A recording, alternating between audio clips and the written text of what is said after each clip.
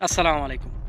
আমি একটা জিনিস বুঝি না, আমাদের দেশের মানুষগুলা বিদেশকে যে কি মনে করে, আমি মনে করি যে তারা সুন্দরবনের মধু মনে করে। খাঁটি মধু মনে করে যে আসলেই খালি মধু আর মধু। তো এই কথাটা আমি কেন বলতেছি তার কারণ হইতেছে আমার সাথে একজন কাজ করে। তো তার সাথে আমি ঐদিন কথা বললাম। বলার পরে তার বিষয়ে আমি বিস্তারিত জানলাম যে সে বাংলাদেশে একটা কোম্পানিতে চাকরি করত। তো সেখানে সে একটা ভালো অবস্থানে পৌঁছাইছিল। প্রায় ৬-৭ বছর চাকরি করছে ওই কোম্পানির মধ্যে।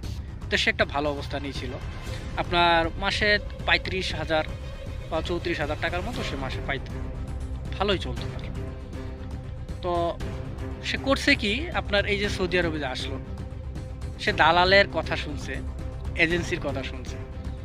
দালাল এজেন্সি তারা বলছে যে, "আপনি সৌদি আরবে যাবেন?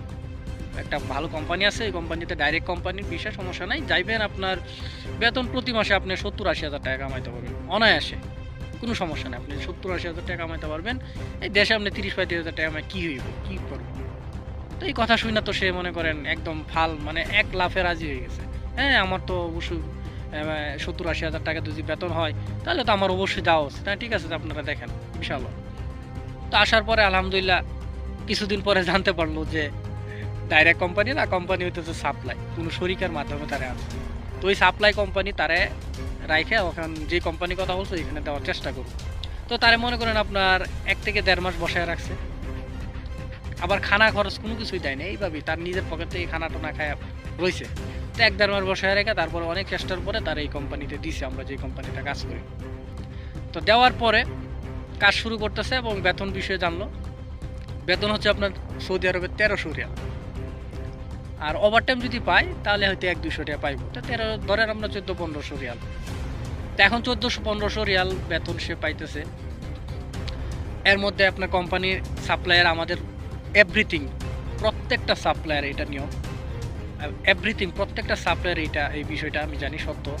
সেটা হইতেছে কোনো সাপ্লাই কোম্পানি বেতন বাড়ায় না।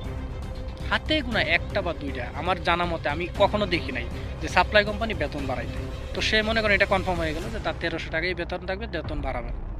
এখন সে দেশে কিন্তু আপনার ৩০-৩৫ হাজার টাকার একটা চাকরি করত। এখন সে একটা হিসাব করলো আমার সাথে বসে যে, "ভাই আমি যদি ১৩০০ রিয়াল পাই, ধরেন ওভারটাইম নিয়ে ধরেন ১৫০০ রিয়ালই।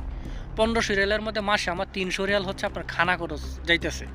এরপরে আপনার মোবাইলের খরচ, নেট-মেট এই সেই হাবি-জাবি নিয়ে ধরেন আরো ১০০ রিয়াল। তো ৪০০ রিয়াল আমার খরচ যাইতেছে গে। তো আমার কাছে থাকে হইলো ১১০০ রিয়াল। যদি আমি ১৫০০ রিয়াল মাসে পাই, ১৫০০ রিয়াল যে পামু এটাও তো কোনো কনফার্ম না প্রতি মাসে। ওভারটাইম নাও হইতে পারে। তো ধরেন আমার কাছে যদি ১,০০০ রিয়াল থাকে, ১,০০০ রিয়াল বাংলাদেশের ৩১-৩১ হাজার টাকা। তো ৩০-৩১ হাজার টাকা